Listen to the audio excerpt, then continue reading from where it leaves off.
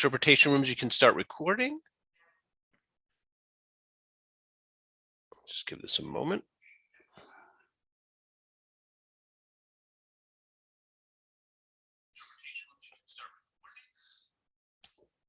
Okay, Colin, you're all set. Thank you.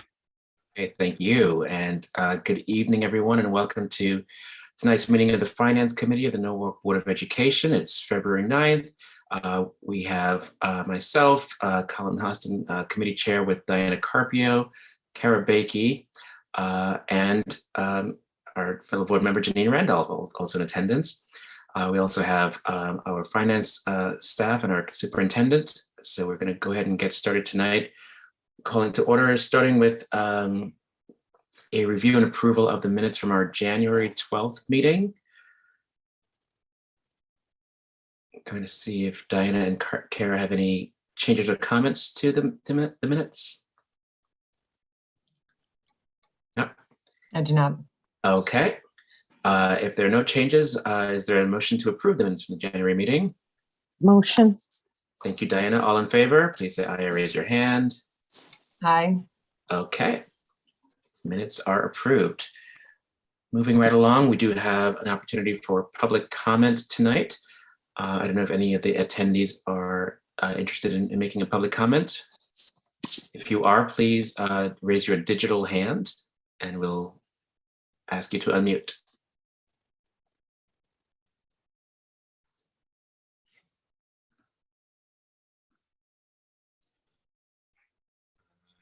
Going once, twice, I think we're good.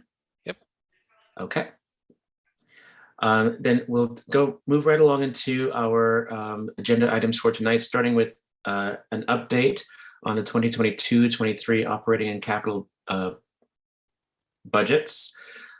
And I'm going to kick it over to our superintendent, Dr. Stray, to get us started.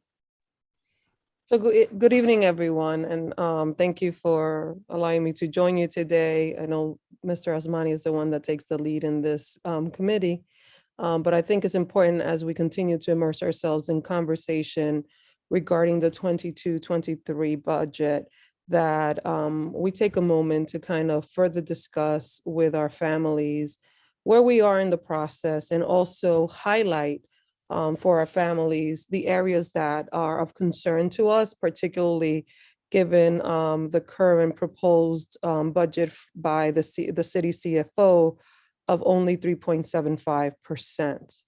Also, we want to take an opportunity today to demystify some misunderstandings that I think have emerged as a result of the presentation in terms of how our budget is funded and how different funding sources are allocated.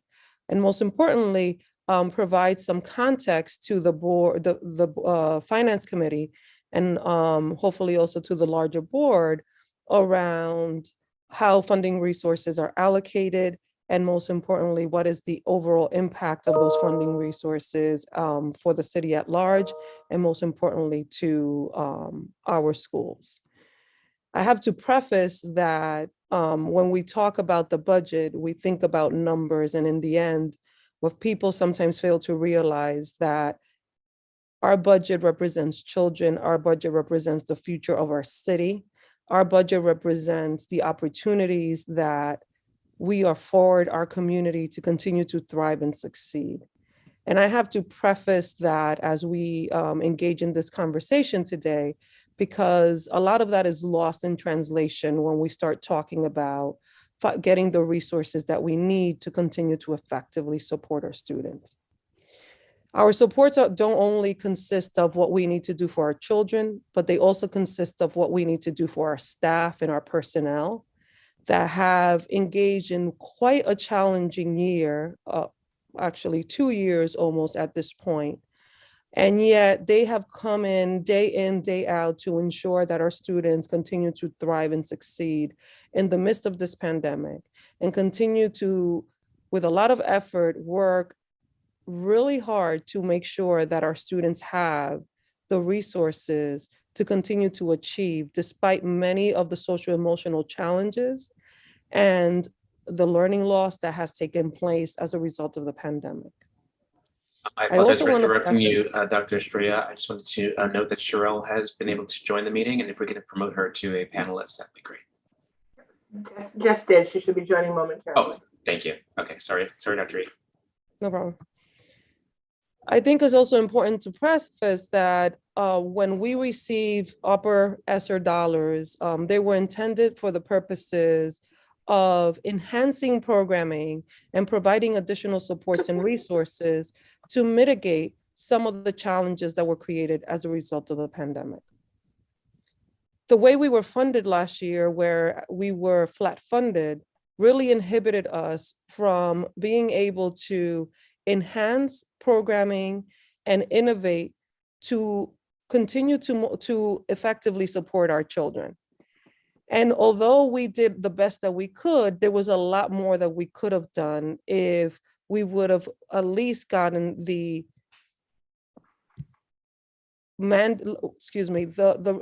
necessary funds to meet our contractual and medical obligations. That didn't happen, so we had to use ESSER dollars to now basically supplant resources that were in our local budget to ensure that we didn't lay off personnel in the midst of the pandemic. And I think this is really important to preface, because sometimes as we continue to immerse in this conversation, the conversations continue to evolve, what happened last year tends sometimes to be lost in translation. And people sometimes don't understand the reason why we made the request of the 9.1%.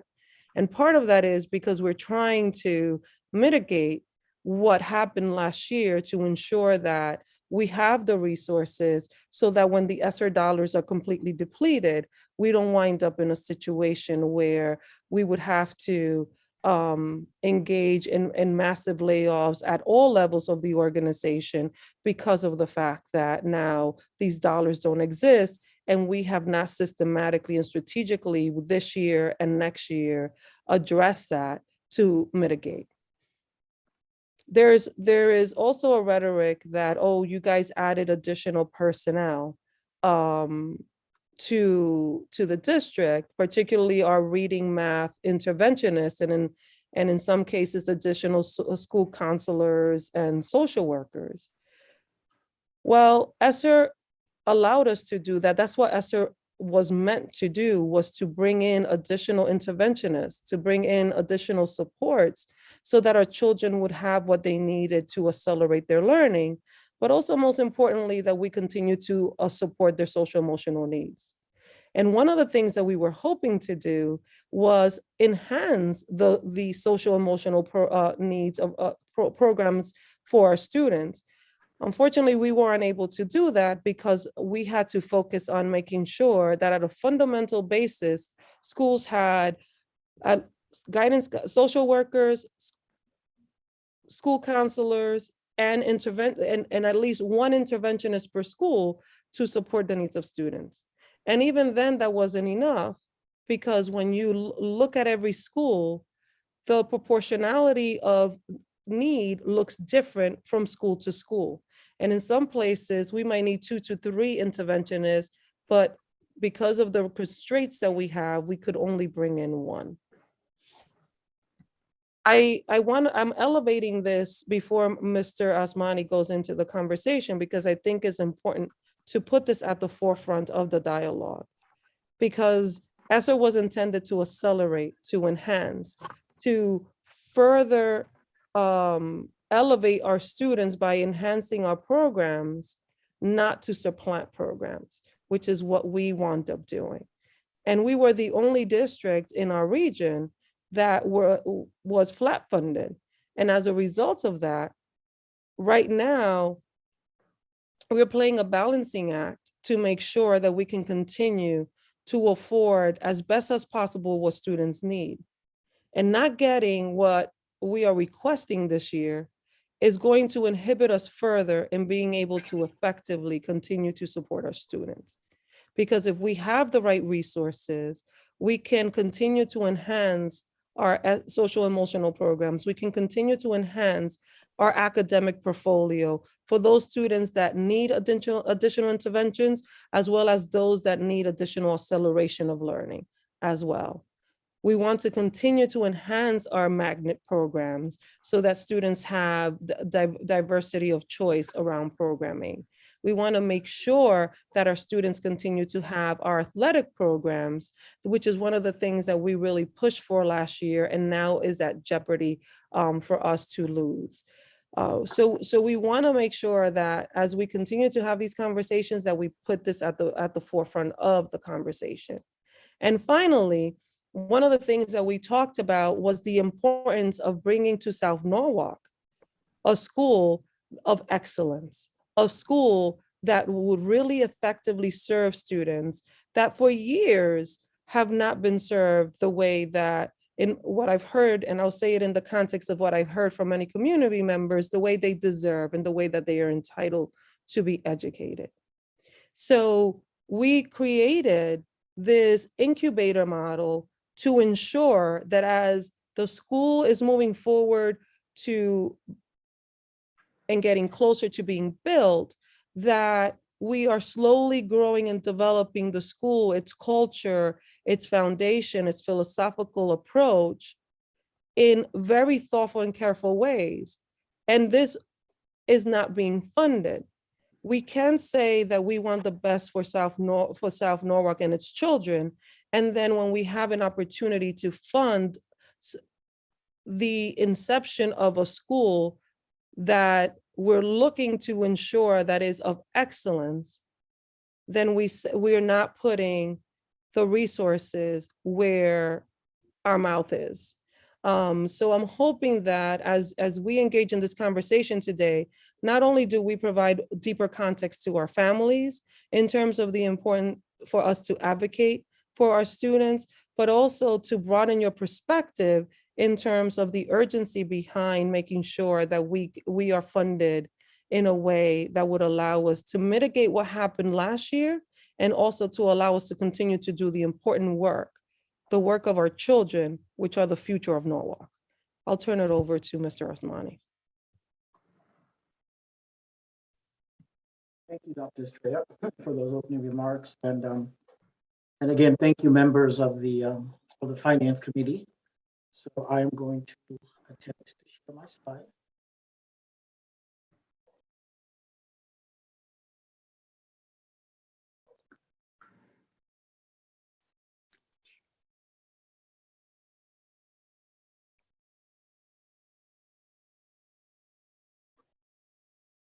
Okay. Can you see this? Yes, thank you. Okay, perfect. So what I wanted to do is kind of walk through the operating budget, summarize where we started. Some of the talking points will be repetitive because Dr. Alex Estrella has mentioned them, but I think they are just as important in walking through this. So as you know, the city CFO did issue his recommended budget, both for the operating budget and for the capital budget. And so I would like to walk through both to kind of provide you an update of where we are on the operating and on the capital, and kind of discuss what the next steps are for each. So again, beginning with the superintendent's recommendation that you approved, it's important to emphasize that 80% of our school budget does go directly to student and family support. And therefore, any underfunding of the budget or not meeting the request, anytime that we have to make adjustments, obviously 85% of our budget, it's impossible to avoid that percentage of the budget that goes directly to student funding, because so much of our budget is allocated directly towards student support. I think the other element also to include, and I'll talk about it in my next slide, is that what we included in the budget, the way that the budget was set up initially, started off with my predecessor, Tom Hamilton, was to kind of break it up in chunks to show what the major components of the budget was. And essentially it includes contractual increases for all of our hardworking teachers and paraeducators, custodians and staff, And therefore, as it goes back to the first point, it's really difficult to make adjustments to the budget without impacting 85% of your budget. I think the other thing to also point out is part of this budget request also included focus and attention towards social and emotional health. Interventions is needed to maintain mental health of our students and staff, especially during this critical time of COVID, and that is part of the reason that the ESSER funds were issued. Again, as Dr. Estrella has mentioned, last year we fought hard to include extracurricular activities, particularly in our middle schools, and therefore this budget, the budget request was requesting a continuation of those activities.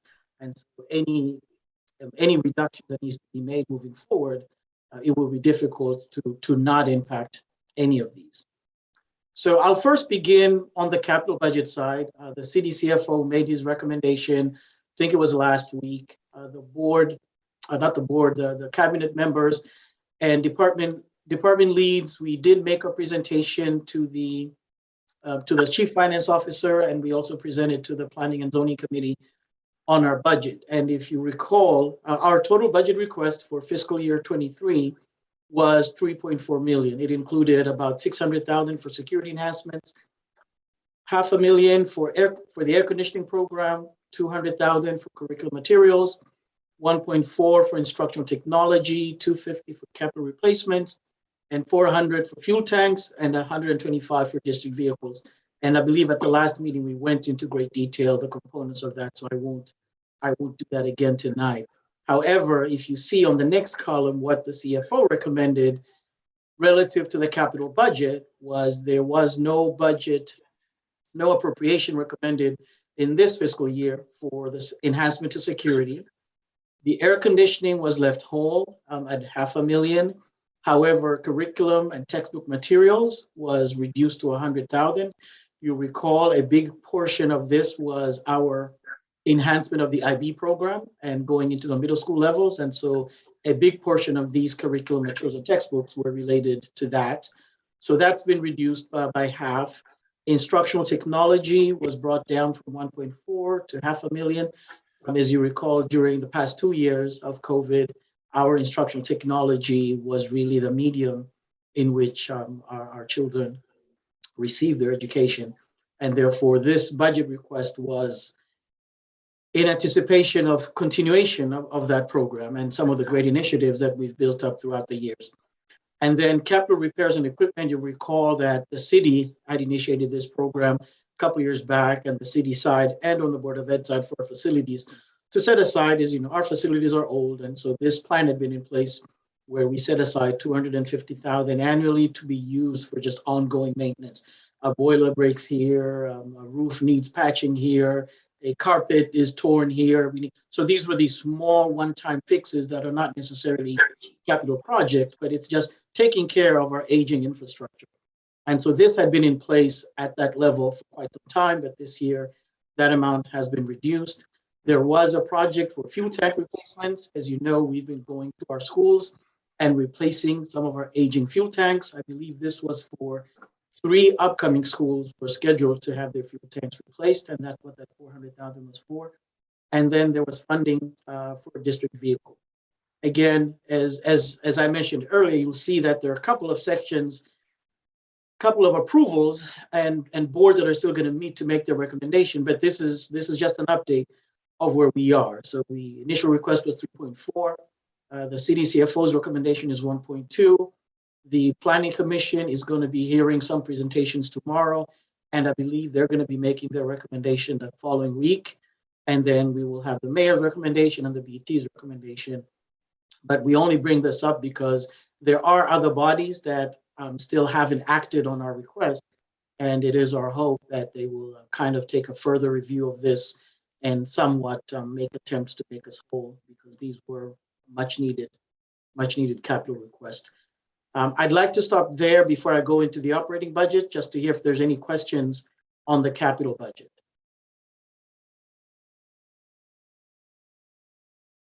Okay, I'm going to keep going.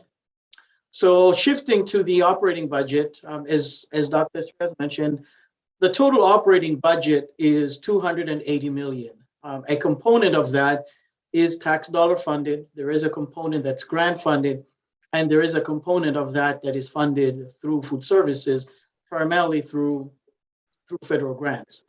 And I put this chart like this just to show when we presented this budget to the city and to the boards, and as we continue to present this budget, this is indeed how we present the budget. We don't present pieces of the budget and somewhat hide the other pieces. But at the last meeting last night at the CFO, there was some mention of the fact that we tend to talk about one piece and we don't kind of hide the other pieces, which is not the case. When we present our budget in our detailed budget book, we actually provide individual breakdown of each one of these.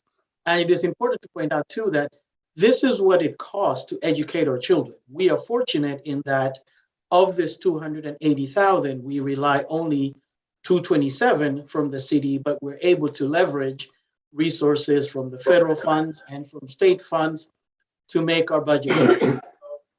It's not that those additional funds can replace the local funded portion.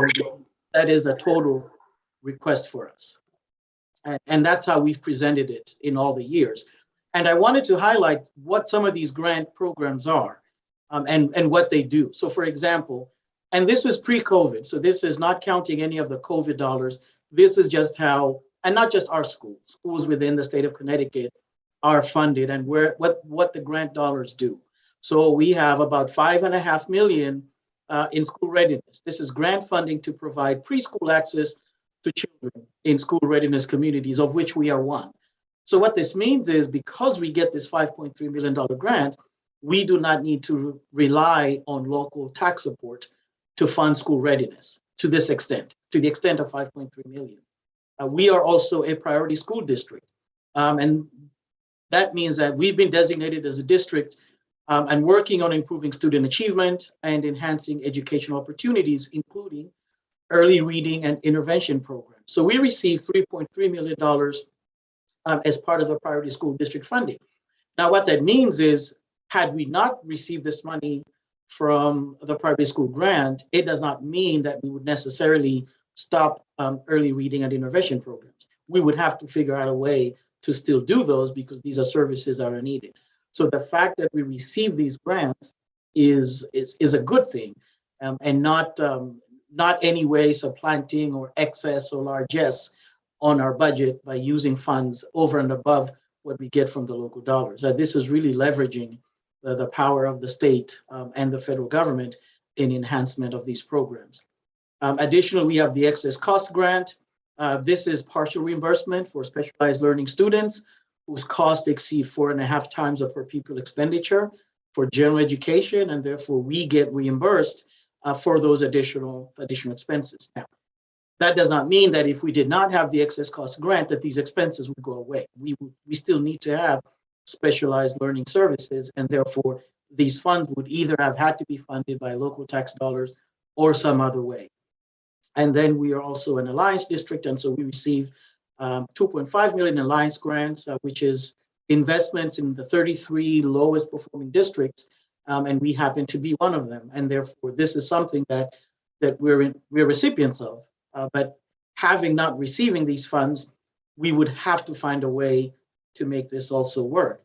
And then also the Center for Global Studies is one of our flagship programs here in the district. So this is state funding for intra-district magnet school within Brian McMahon. And therefore we receive these dollars, which includes magnet transportation grant for this program. We love this program. But this is essentially what the grant programs do. I think at the last meeting, there was some interpretation, or maybe some may have left with the impression that these are just additional dollars that the district receives over and above what they get in terms of local funding, and it's just extra. It's really not extra. These are direct programs that directly impact our children. So going back to that local portion of the budget that we make a request to the city, as I mentioned earlier, we broke this out into 3 chunks.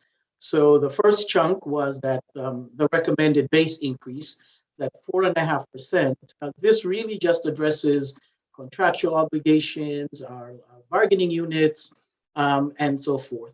Within this 4.5%, you'll recall that last year, there were positions, as Dr. Estrella mentioned, that we had to transfer and fund using grant dollars.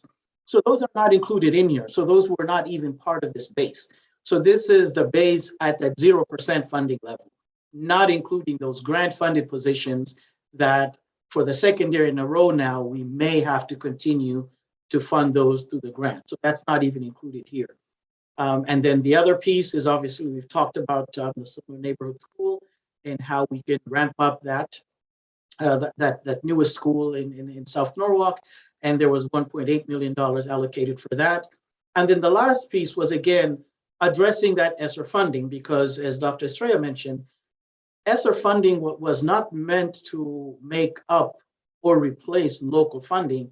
It was meant to enhance the services that we're providing. And therefore, to the extent that we used ESSER dollars to supplant our local dollars, there's an opportunity cost. There's things that we could not do because we were using those dollars to fund the local budget. And I reviewed the Board of Estimate meeting last year when this decision was made. There were these discussions that, this is a one-time fix. We're going to have to address it. Obviously, if it's not addressed this year, this is going to be something that's going to come up next year because the funding does go away. But those programs are there because they serve our students.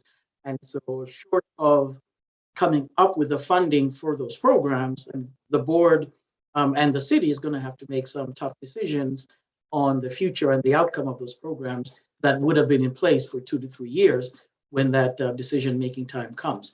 And therefore, the reason for having this in the request was to kind of mitigate the need to fund those programs to 100% level by year 2, but also to free up those dollars. So then again, I talked about the opportunity cost. So we could leverage these funds to do those other things that we're not currently doing because we're using these dollars to make up for the local portion of the budget. And so that's how we came up, that's what adds up to the 9.1%. So those are the components of that.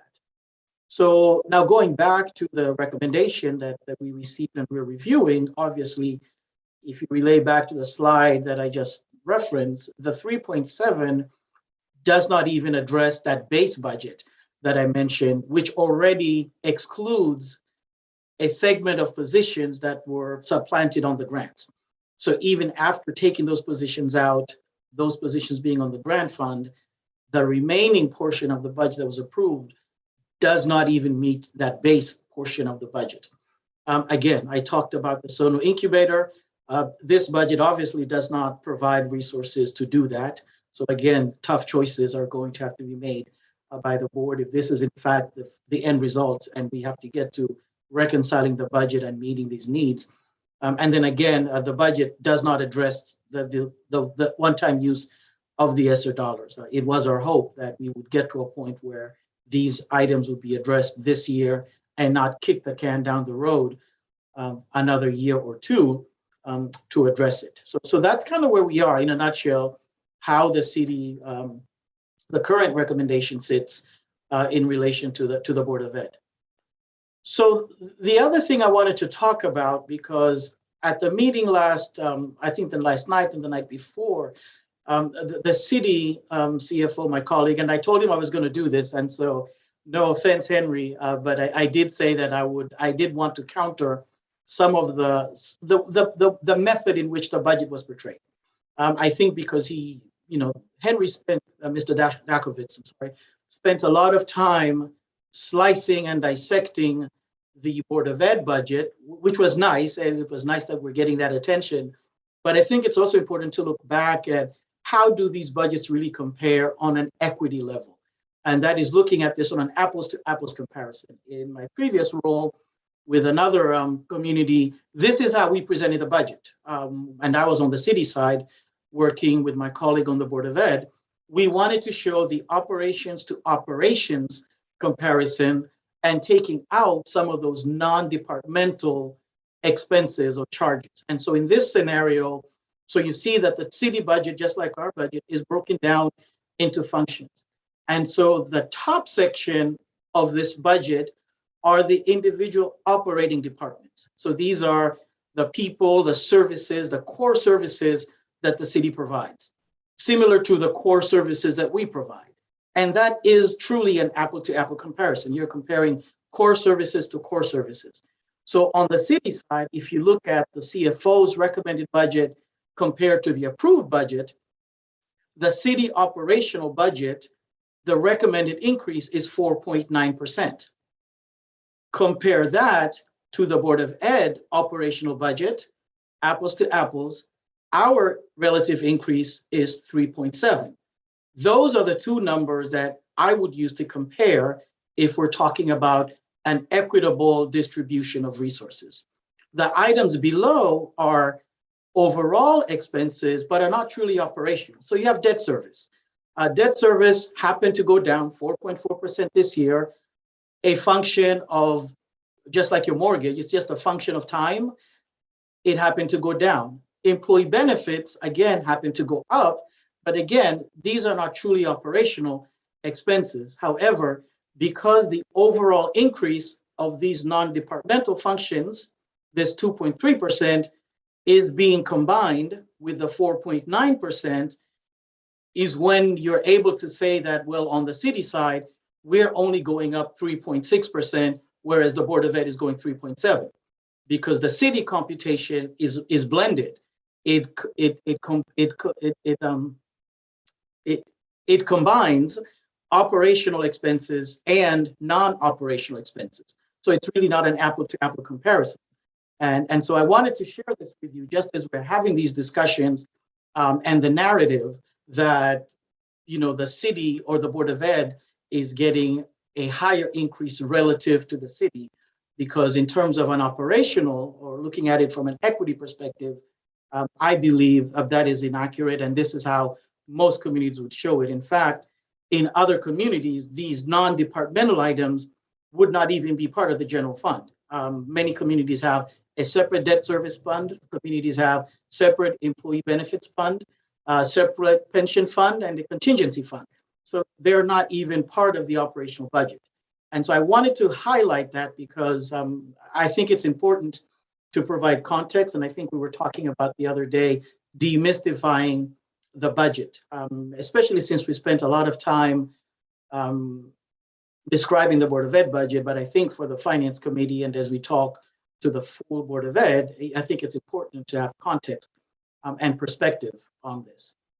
I think the other item of discussion too, and we've talked about these, the ESSER dollars and the ARPA dollars, you know, the last 2 years have truly been unique. COVID has presented quite a number of challenges to both schools and cities and everybody in general, but they also provided some opportunities to local units of government from the federal response and the stimulus funds.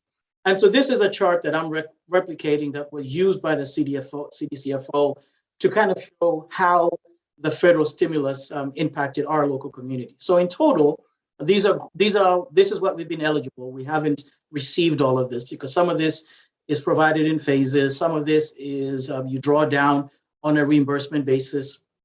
And so just in total, our total eligible funds from all of the federal programs on the city side, it was 43 million, or will be 43 million, including the ARPA that they're going to get this year.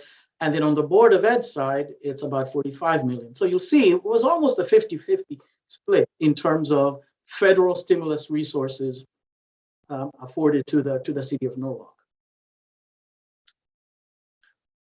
But the next piece of this is, what were these funds intended for? And how have these funds been used? So, and my colleague on the city CFO did a good job, and I agree with the way that the city has been using their share of the stimulus funds. Because just like the term says stimulus, the goal was to stimulate the economy, not to supplant. And on the city side, that is exactly what they did and what they plan to do. There was no supplanting of the police department and saying, well, we're going to fund 50 police officers using federal dollars so that we could free up tax dollars. That wasn't the case. So some of the things that they did, new initiatives towards stormwater, which is excellent because that was much needed. economic and business development within the city of Norwalk. That is in fact what the spirit of the federal funds were, and other uses and opportunities are still being discussed and studied, and those will be forthcoming, and we're following those with close interest as community members, because that is indeed what the stimulus was intended to do. However, the story was different on the Board of Ed side. The first thing that we had to do once we found out that these dollars were coming was to make up for the loss of funding. So before we could even begin having discussions of enhancements and what were the things that we had to do, we had to initially start by just keeping ourselves whole. And therefore, we started by reviewing what are some of the things that these federal dollars would allow us to enhance, and then determining of those eligible enhancements, which ones we could use to supplant so that we could redirect the loss of local funding. And therefore, in reviewing that, we determined that there were programs that should have been local funded, but were eligible for federal dollars. And so instead of enhancing the summer school program, we supplanted for the summer school program. Instead of enhancing social workers in our schools, we supplanted to fund social workers. Instead of enhancing school counselors, we supplanted to fund school counselors. Instead of enhancing math improvement teachers, we supplanted math improvement teachers. Now, these are all eligible expenses, but the expenses were not meant to be supplanting of local funds. So these were all supposed to be enhancements. And so when we talk about what is the opportunity cost, what did we lose by having to supplant, is we lost the opportunity to enhance these programs, and we essentially spent our dollars just to stay whole without any additional enhancement. So that was the first thing that we did. Now, keeping in mind, there was still some money left over, and so we were able to apply the remaining funds that we were eligible towards some summer school. We did use some for technology, nursing support, reading improvement teachers. You've heard about the success of virtual schools, and this year we're looking also to do enhancements on our attendance facilitators. But again, I think it's important to find out that every time you make the choice to do one or the other, there is an opportunity cost. You're losing the opportunity to do something, and that's essentially what we ended up doing. Additionally, we did have discussions with our curriculum department, and just to kind of talk about what are some of these other things that we could have done, and we're having to pull back from doing because we're using our dollars differently. And again, this is unique to Norwalk because most of the communities that we've been in touch with have not had to deal with this type of challenge. And so in terms of academic intervention, we know, and we have data to show this, that equitable allocation of improvement teachers and reading specialists, we are below in terms of those ratios. Additional materials and programs for tiered interventions, we are below those thresholds. SPED consultants for district-wide training, those are needed. But again, we're not able to do these things because we're using our local dollars to supplant. Social emotional support, staffing ratios for counselors and social workers are not where they needed to be, but we don't have the resources. We cannot use the intended purpose of the ESSER dollars to address that. We have agencies that provide social and emotional learning support to students in schools. These are one-time expenses. They would come to our schools, but we've had to cut back because the funding to enter into these agreements is not there. Then obviously telehealth support for students at home with mental health issues and whatnot. There are definitely opportunities that exist for us to do with these funds, but we're limited in the way that we chose, or not we chose, we ended up using these funds.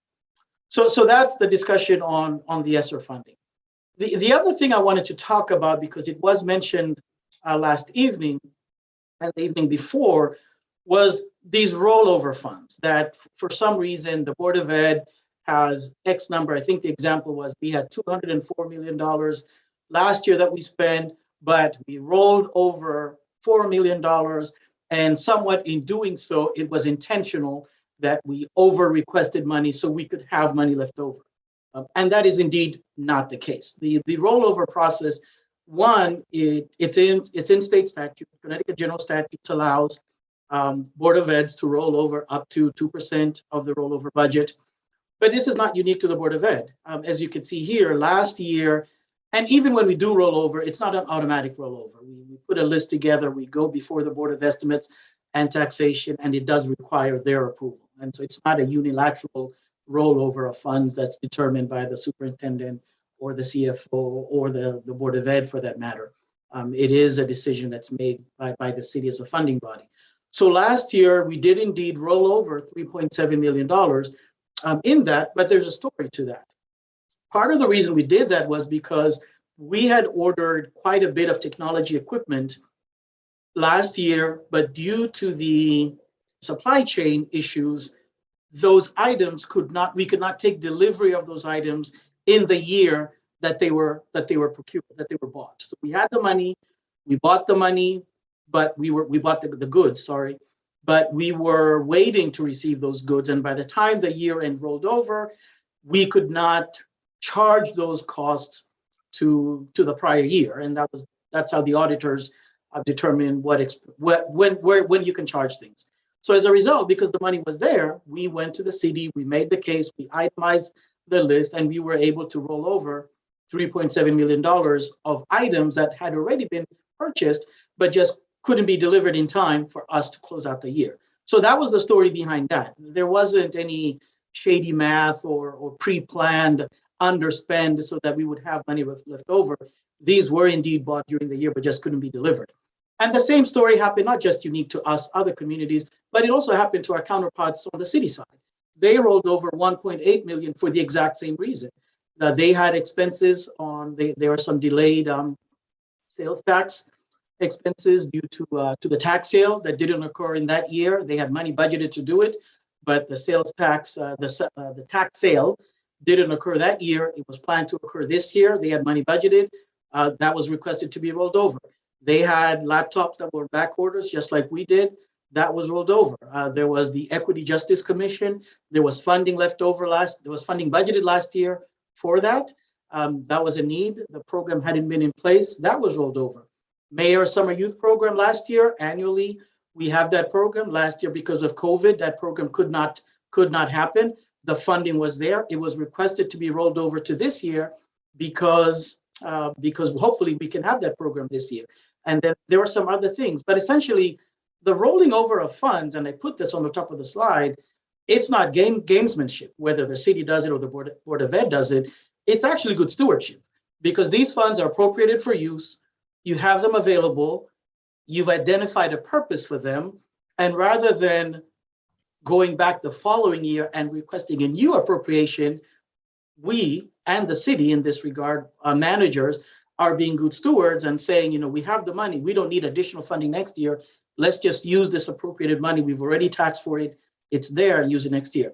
So I did want to kind of share about the rollover funds discussion because that came up. And, invariably this year, we may have a similar situation, both sides, the Board of Ed and the city, that there may be expenses that just we don't get to buy them. We don't get them delivered. And we may possibly be again requesting those rollover funds in the following year. And I think just a moment, Mr. Osmani, Sure. and just to add to that, proportionate to the size of our budget, it is fiscally responsible to have some excess at the end. And proportionally relative to the size of our budget and that of the city, it is not unheard of that you have this surplus at the end of the year. What we don't want to have is a deficit, right? Because then that will be considered mismanagement. So when you see trends like this, which is very typical in budgets our size, it's because we're being fiscally responsible in how we're managing our dollars. And it's not proportionate to the size of our budget and that of the city, that much different than what happens at the city level as well. I think it's important to pause here for a moment because this is an array of a large sum of information, and just check with members of the board if you have any questions about what has been presented thus far before we continue. Linda, thank you so much for all these clarifications. As we're on this slide, it's really helpful to understand, and I think Tom Hamilton explained some of this last year as well when we made this request, that some of these rollovers represented things that money that had already been spent but could not yet be booked. And so my question is, you're showing here that the city also had a rollover request for about $1.8 million. Does that include any excess funds, what we call the fund balance, that were eventually will be added to what we call the rainy day fund, or is that an additional balance that that then goes into the rainy day fund? No, so this is, so even with this, there was still some money left over that went into the fund balance. This is basically just budgeted dollars that did not get spent that year. So even with the 1.8 on the city side, for example, and on the Board of Ed side, even with a combined 5.6 rollover into that following year, there was still other monies that were not rolled over and rolled into the fund balance. Okay, I just wanted to make sure. And my understanding, and you may correct me, is that the fund balance has grown in the last year and a half. Yes, and I do have a slide on that. I wanted to have that discussion as well. So Okay, you're right. thank you. We'll get there. Sure. Diana, Kara, any questions? Yeah, I actually did have a question about something that I saw on a previous slide. Sure. Could you go back maybe 1, 2, another one, another one, another one, this one. Okay. So I have not been privy to the city's budget presentation, but what jumps out at me here is the top line there for the 15.8% finance department change. And I'm just wondering, Linda, if you have any insight into that. It seems to be quite a large number and it just kind of jumps out at me. No, and I do, and all of the increases that you see on the finance on the city side, they're all legitimate. I mean, these are all good managers trained. They really requested what they needed. So on the finance side, the tax next year there's a revaluation. Every 5 years we do a revaluation. We engage outside contractors to do that, and that is in the tax assessor's office, and he is within the finance department. So a portion of that budget is that contractual expenses, because there's a outside firm that's hired to do that. So I think the city CFO spent some time talking about that increase, because you're right, it does jump out. So there were expenses related to that. There are some IT related, which is also within the finance department. Both the city and the Board of Ed are going through our financial system upgrade. So expenses, the city expenses for the upgrade are included in there. I believe the budget office is also hiring an additional position, and so there's an additional position that's included in there. But yes, it does stand out. But the finance department is actually a combination of 5 or 6 departments rolled into one. It includes IT, purchasing, tax collector, and tax assessor as well. So is that change over fiscal year kind of standard for that department? I haven't looked back at prior years. From the explanation I heard yesterday, I don't believe it's typical. I know, for example, the mass appraisals happens every 5 years. So that would not be something that you would see year over year. The IT upgrade, that's not a year over year thing. But without looking at prior years, I don't know if that's typical or not. Sure. Okay, thank you. Yeah.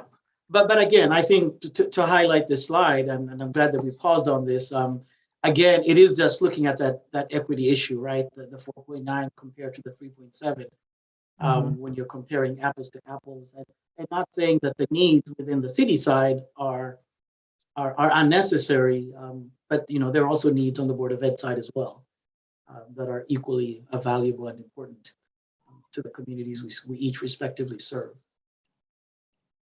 Okay. Lunda, Yes, on the rollover number, okay, would I'm you, gonna, sure. Yeah, there we go. would you say that it increased or decreased and, projections were thrown off because of COVID? No, so on the Board of Ed side, Yes. on the Board Like, of Ed side, has it increased or decreased from prior years? Or stay the this same? was, no, this was probably a higher year. Again, this was really driven by those, by the purchase that couldn't be delivered by year end. And we had a big purchase that was planned for technology related equipment. There was some curriculum items that were ordered, but everybody was ordering them around that time. And we got delivery, but they just could not be delivered by June 30th. And therefore they ended up, although we ended up rolling over the booking of that transaction. So the purchase happened within the year. So it was right on track, right on target. We made the purchases, we put in the order right when we should. We just did not take delivery until the year was over. And you have a window where you can book back expenses. Like if you got something on July 15th, July 17th, you could book it back to June 30th. But if you take delivery of it in September, after the books are closed or in anticipation of the books being closed, you can't book it back, and therefore you book it forward.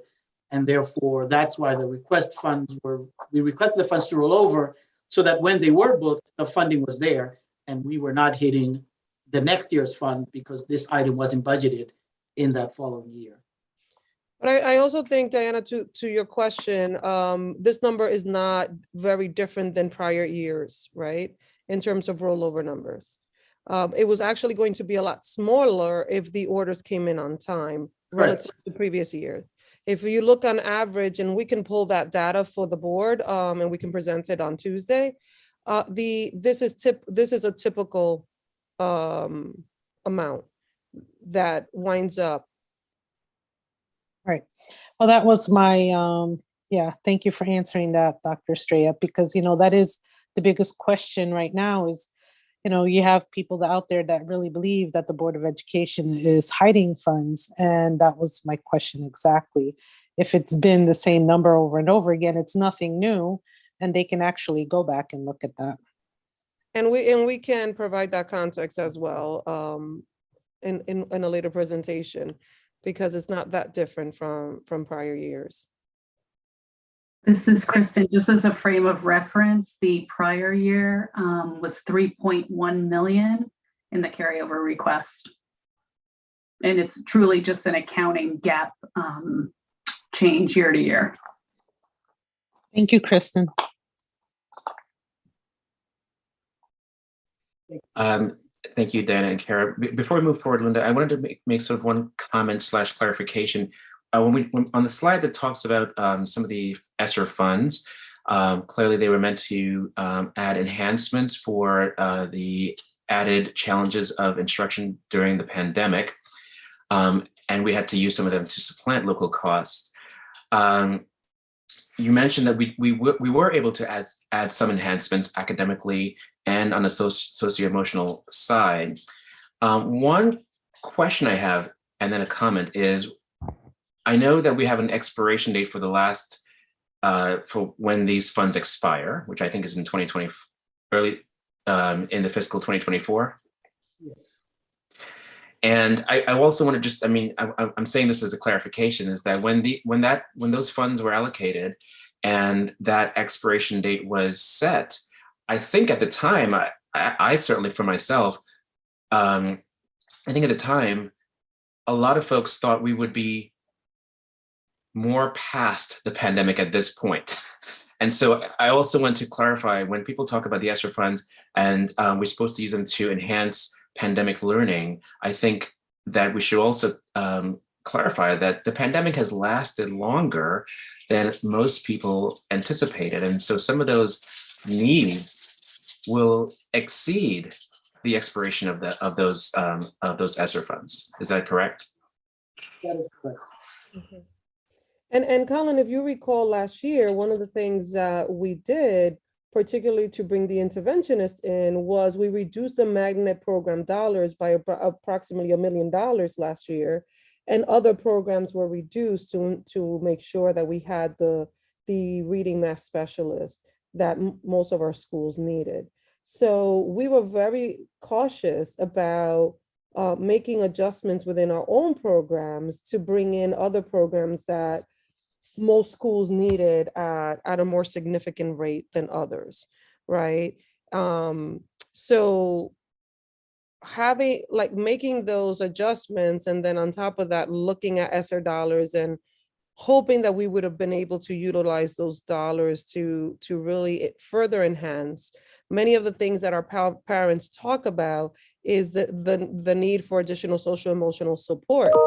And it's not only for our students. Our staff need these supports, our families as a unit need these supports. And now we are trying to figure out how we can get a community-based organizations to support us with this. But a lot of this work requires funding, because even if we partner with some of the agencies, they also have expenses. And our goal was to create these one-time expenses that would allow us to, for at least the 2 to 3 years that we have the ESSER dollars, provide those interventions that our students need, because our students' well-being right now, as the Attorney General articulated, their social emotional well-being is in crisis. And being able to have the resources to enhance what we currently have in schools is instrumental to continue to ensure that they are successfully academically. In order for them to succeed academically, they need to also be able to be well social emotionally. And both of them are interconnected and integrated. So when we were thinking about the work, we were thinking about these two components. And for our families, safety is critical. And I know that Kara articulated and emphasized that our capital budget was completely cut around that. And the big thing that we also hear from our families, athletics is really important. We made great strides last year to enhance our athletic programs, and now our athletic programs are at risk of being lost as a result of how we have to rethink our budgeting structure. We also now have to reconsider some of the partnerships that we were trying to create around these one-time SEL supports, because we won't be able to do them the way we were hoping for in the upcoming academic school year. And then in terms of interventions, we just scraped the surface of what's needed with the one reading and math specialist. We have schools like Jefferson and Kendall that need 2 to 3 based on the need that exists within the schools, and we cannot afford to provide that. And at a fundamental level, every school should be able to have these resources for their students, particularly schools that have a significant number of students that have specialized needs. And I think the other point that I want to make that was articulated earlier around grants is that, you know, people look at grants and like, oh, you're getting grant dollars. And I think that was part of the insinuation that happened when the city presented the budget. People don't realize that we have mandated services that those grants are set for us to fulfill. And in many cases, although we're getting those grant dollars, we still have to use local dollars to fulfill those needs. So although we have that, it still doesn't satisfy the overarching need of the district. And we are constantly looking for external resources and other grants to support the budget. But I think it's important to preface that we also that we have these mandated requests that these grants are expected to be utilized for. And we also have unmandated requests that we legally have a responsibility to service. And a lot of times these elements are not spoken about, but I think are critical as we're thinking about the work ahead. Mr. Asmani, I'm sorry. No, thank you. Thank you for that clarification. I actually only have 2 slides left. So the next slide, to your point, Colin, is we've had these discussions about the fund balance and the city's AAA rating. And I think the city having a AAA rating is beneficial to all of us. I don't think any one of us should ever wish for the city to lose the AAA rating. And our city is unique in that it has the AAA rating by all three rating agencies, not just one. And therefore, we do have a stellar reputation in terms of our credit. But I think in talking about how the fund balance impacts the AAA rating, I think it's important to spend some time on it. This is a chart that you would have seen if you received those big capital budget binders, is a chart that talks about how the bond rating, the methodology of bond rating. Well, it's a 100-point scale, and there's different factors that go into that. So the first one is obviously your economy and your tax base. The value of your market, taxable value of your value per capita, and your median family income. So it looks at your overall community, how wealthy it is, or how affluent it is, or the ability for the community to pay for services. So that accounts for about 30% of the base. And so if you look at the city of Norwalk, you have South Norwalk, you have redevelopment, we know our median home prices, and therefore the tax base is a significant factor for that. The second piece, which is equally important, is obviously the finances. Is the city liquid? Does it have the ability to pay for its bill? Is it, there are no deficits, there's no massive foreclosures and those types of things. And therefore, so when we look at the finances of the city, those combined account for 30%. Of that, the fund balance as a percent of operating revenue is 10%. So in the whole 100-point scale, the fund balance just by itself is about 10%. But then what they also look at, it's not just the fund balance, a snapshot in time, because they understand, the rating agencies understand that that's what the rainy day fund is for. There are years when you're going to not just budget a drawdown, but you're going to actually draw down. And that's not an uncommon thing to do. And therefore, in taking that into account, they actually look at a 5-year average of your fund balance drawdown. So not a snapshot. So if you draw down this year and next year you're fine, you don't get dinged, not by this methodology anyway, for a one-time drawdown. They look at a more holistic view in order to determine that. I think the third item they also look at is what your cash balances are as a percentage of your reserves, and so forth. So what this shows is that the fund balance by itself is not a factor by itself, it's a combination of factors put together. And then obviously they look at the management of the city. Do you have good quality people that are running your organization? They look at your department heads. They look at your finance office and your finance operation. And I think if you look at the city of Norwalk, has always had excellent management, both on the finance side, on the operational side. The city has really good management, and the same is true on the Board of Ed side. But that accounts for 20% in terms of the framework. And therefore, that is something that you don't anticipate would change much, because I don't anticipate that the city and the Board of Ed would ever turn from their quest for excellence in management to severely to the detriment of this factor.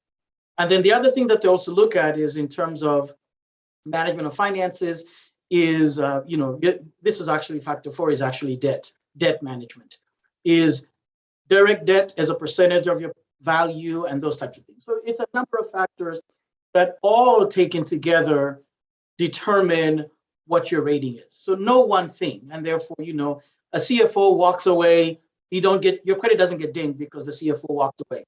The fund balance is drawn down 1 year, you don't get dinged because you drew down your fund balance 1 year. That's what the fund balance is there for, to mitigate those. In some instances, it's actually seen as a positive thing because you had financial resources to mitigate some of these ups and downs and storms, and therefore that's not the case. So I wanted to kind of talk about the methodology and then to paint the picture of what the fund balance has been. And this is to your point, Colin.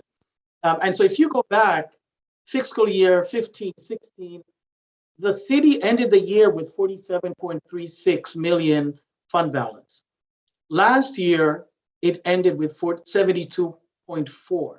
I believe when I did the math, that's almost think it's like a 50% increase, close to that number, but it's significant. And therefore, and the reason I point out is when the city had 47.3 million fund balance, it was still a AAA community.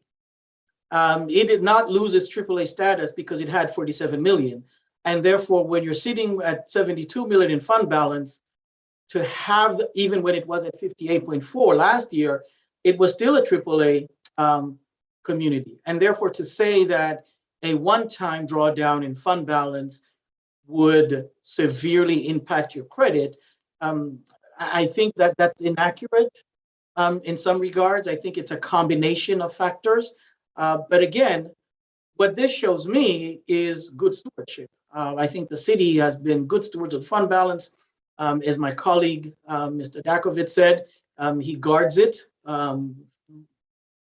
tightly, just like all his predecessors have. And I think that's the right thing to do. But I think there does come a point where you look at this slide and you say, you know, we were at 47 million. Our fund balance has grown 30 million in 6 years, almost doubled in 6 years. At what point do you say, you know what, this may be the year? This may be the year where we draw it down a little bit because there is a need. And we're just at a point in time when this is the right thing to do. And therefore, I wanted to share that with you because it is part of that fund balance story, is you have to look at this. One, you have to look at the fund balance as a trend, but then you also have to look at when it's mentioned in relation to the loss of the AAA bond rating, how the bond rating is calculated. You know, one missed payment does not necessarily make you not eligible to buy a house. A series of missed payments does. So you have to look at that in totality, and that's why I share this slide with you. And to finish, I just wanted to close with where we started. This is essentially what the budget request was on the local side. We requested a 9.1%, which included addressing the ESSER, but it also included the Sono incubator, and it included just meeting the base requirements of those positions that remained in the local budget, not counting for those positions that we actually took out of the local budget towards the grant side. And I think I've spoken long enough, so I'm going to end here at this point and entertain any questions that you may have.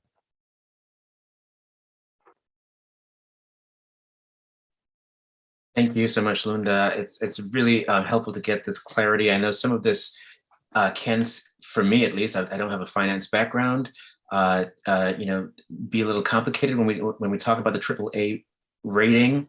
I'm sure it's not a very easy calculation to determine what that fund balance is, but you know, it's interesting to see, if you go back to that slide, how it has grown over the past 5 years. You know, I don't know. I certainly don't know what the right amount is, but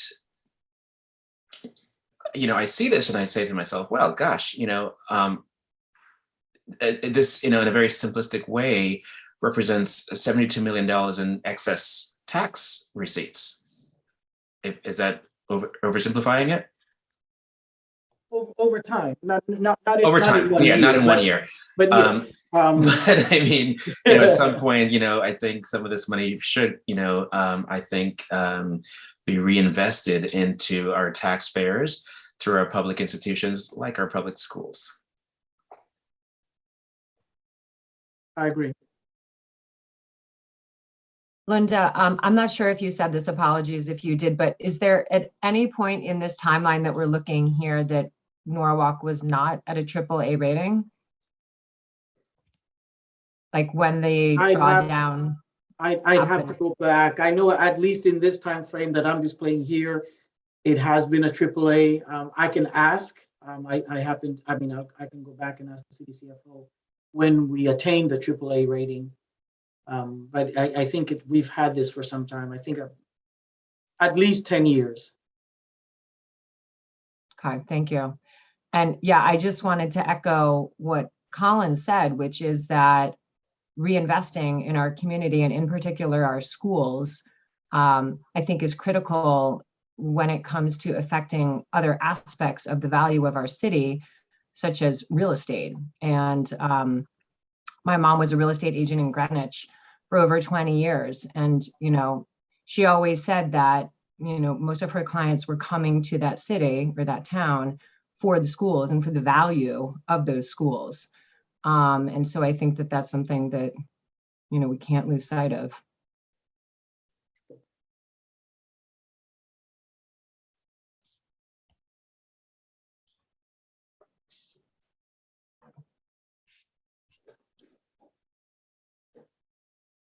Diana, are you good for now? All right, Linda and Dr. Estrella, I really appreciate we appreciate the clarity that you were able to share. I know this is a process that has many iterations. We heard from the Norwalk City CFO the initial recommendation on the operating budget on Monday and last night. I think now is the time where hopefully we all are able to engage in a very deep and meaningful discussion about the best way to invest in our city going forward.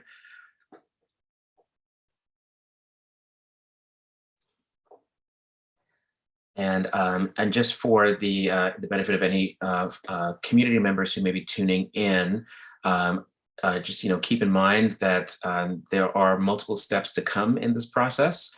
There's still a lot of discussion to be had, and hopefully, a lot of insight to be gained in terms of how this budget can be best used to support not only our students, but our citizens, our taxpayers. Everyone has a stake in this. Okay, so if there are no more questions, we can move on to the next item, which is our budget transfers. I think I love that. Right back to you, Linda or Kristen. I'm actually going to have Kristen Okay. walk us through the transfers this month.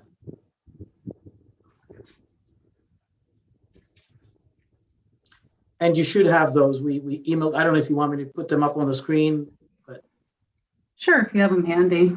sure. The short list this month compared to prior months. Or I could just read through them.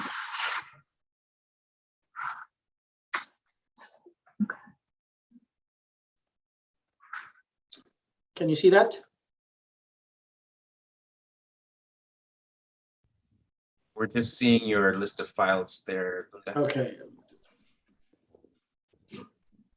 Ralph, do you have that? Sorry, Ralph. Yes, I do have it. Thank you. 1 second.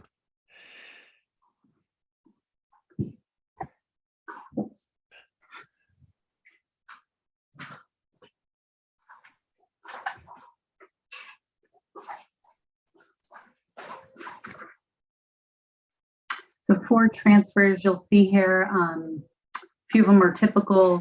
The first one is for the average budget salary of a teacher, $75,814, and all that's doing is shifting the salary teacher money that was held within the curriculum department, and we had to pull in, just for accounting reasons, from the excess cost reimbursement, a part of the SRBI administrator to offset that. That was accounting that we had to move around.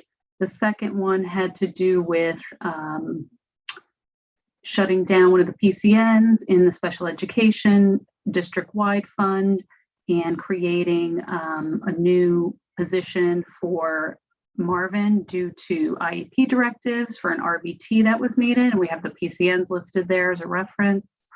The third one listed is moving funding from the reserve teacher account to Jefferson School. At the beginning of the year and in the budget, we do reserve for 3 teachers when enrollment in the elementary school level goes over class size guidelines.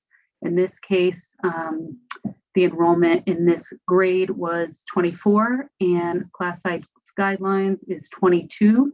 We need to provide a teacher if the room is available and the principal believes it's the right thing to do in order to meet the contractual class size guidelines. So that's what you'll see there. And then the fourth piece, we also have a holding account in each of the 4 middle schools for the middle school athletic program. And you'll see here that Nathan Hale is starting to move money from the middle school athletic holding account to places where they need it. $690 for other supplies and materials, as well as other extracurricular stipends, if you will. 11,500 and 18,366. And this is in line with the program design that all of the middle school principals are currently following. That's it for the budget transfers. This one that you Diana, Kara, any questions about the transfers? No. I just out of curiosity, Kristen, that first one that shifts funds for a vacant teaching position that will not be filled this year. Do we know exactly what that teaching position is? It was a holding position it was not allocated to any particular school. It was within the curriculum department and they were going to utilize it for certain pieces, but it was vacant at the time. We needed to shift part of the SRBI position, as you could see, a 114 object code from excess cost reimbursement to local in order to use that funding. Thank you so much for that clarification. Okay, if there are no other questions, I think we can make a motion to move these transfers to the full board for approval. Is there a motion? Okay, so Sherelle first. All in favor of moving these transfers to the full board, please say aye or raise your hand. Aye. And that's unanimous. Thank you, everyone. And that takes us to our January monthly financial report, which I have to say I'm a little excited about. So we have a brand new format. So I'll kick it over to you. Ralph, can you pull that up for me as well?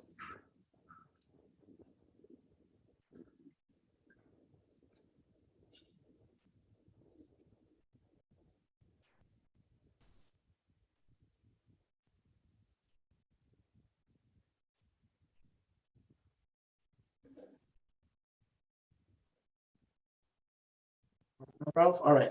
Oh, there he goes. Thank you, Ralph.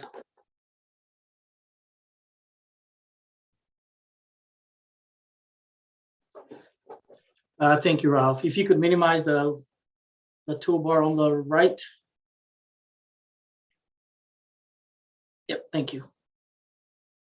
Right, so essentially what as I mentioned last week, wanting to bring to you a more narrative discussion of the financial report so that we're not just looking at it on a month by month, but to provide some context.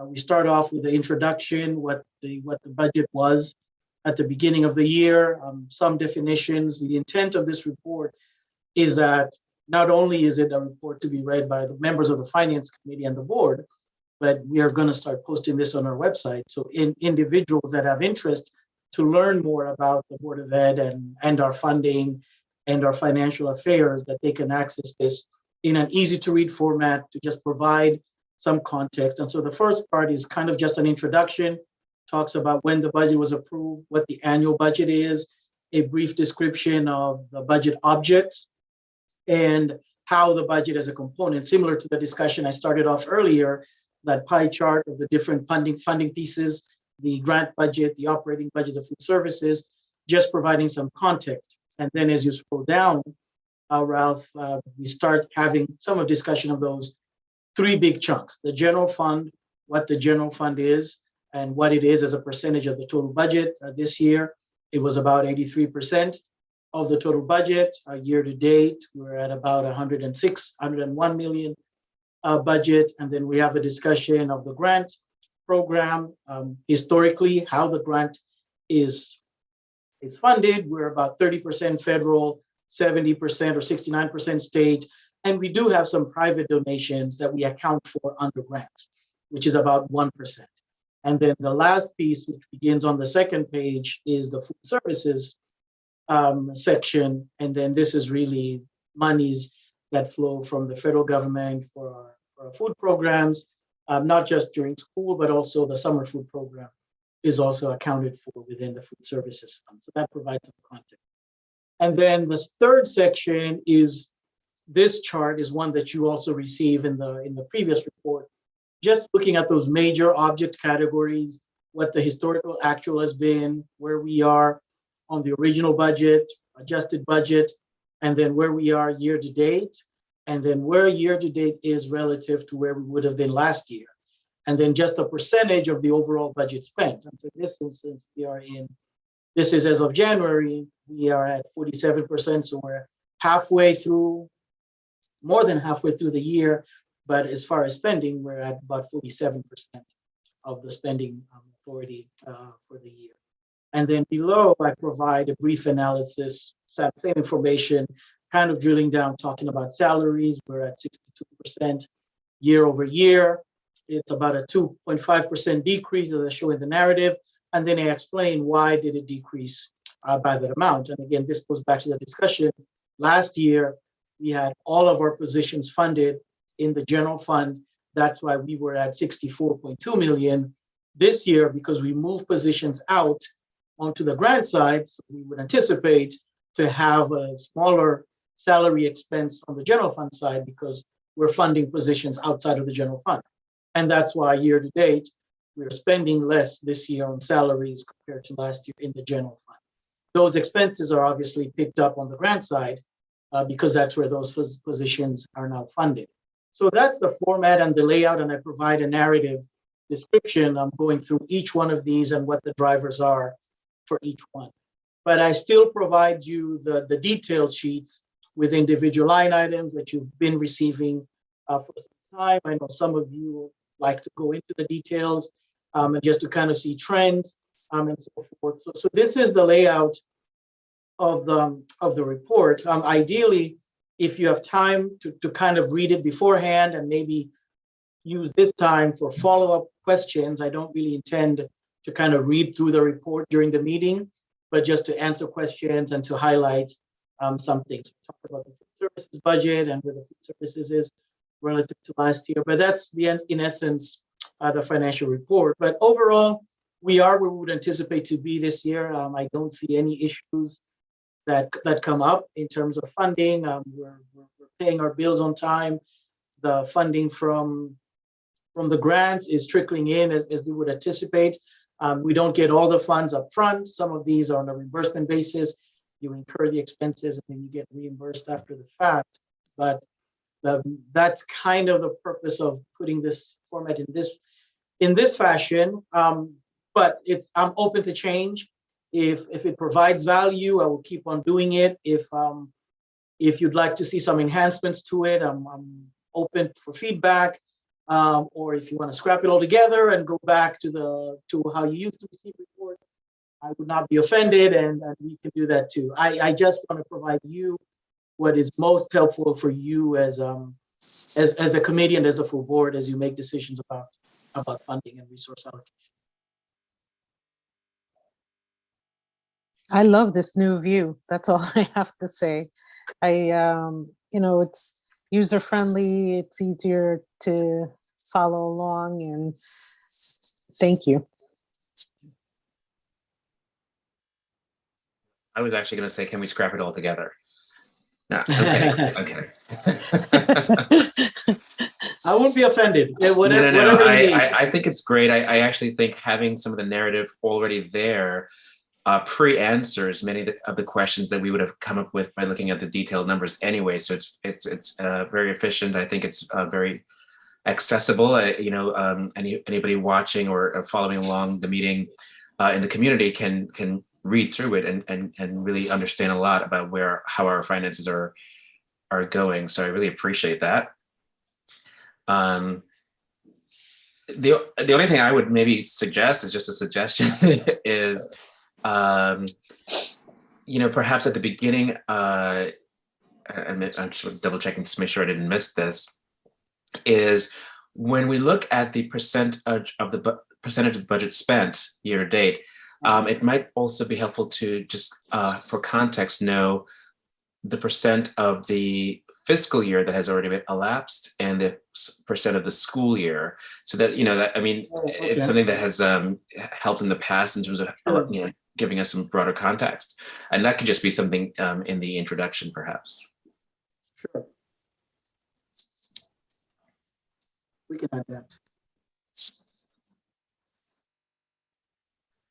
that. Yep, any questions, Dan or Kara?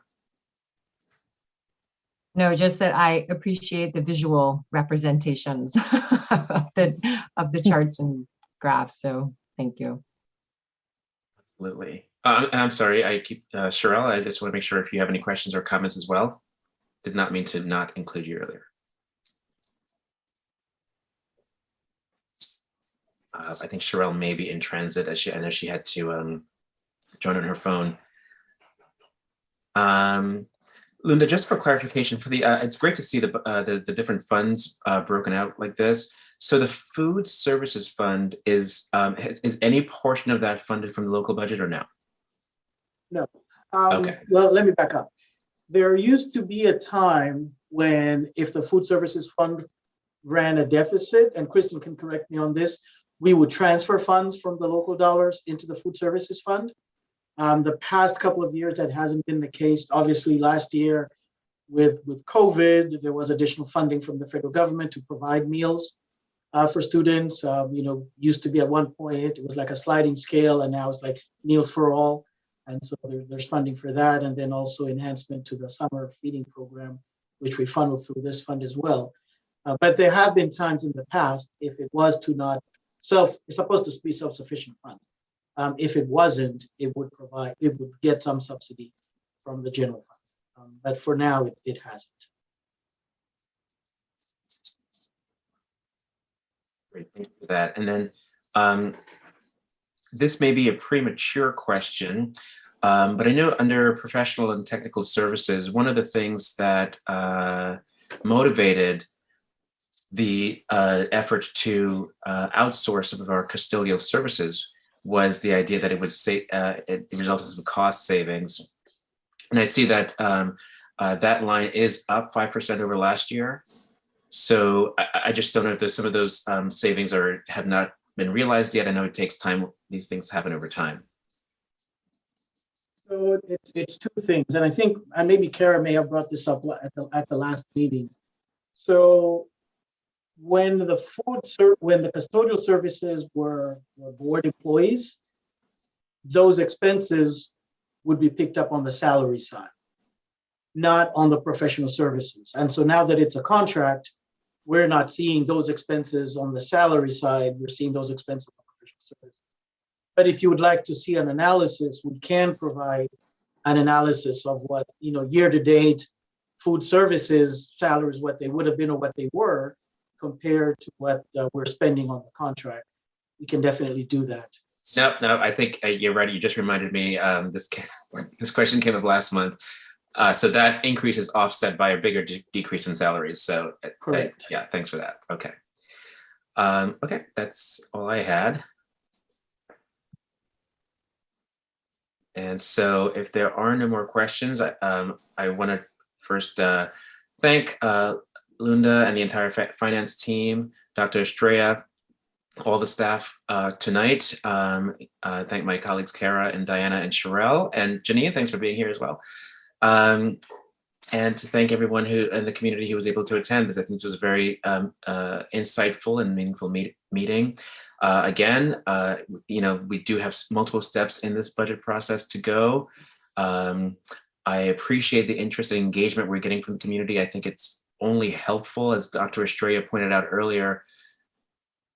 Any funding implications or non-funding implications in the recommended budget do have real human impact on our schools. So it's important to keep that in mind as we go forward.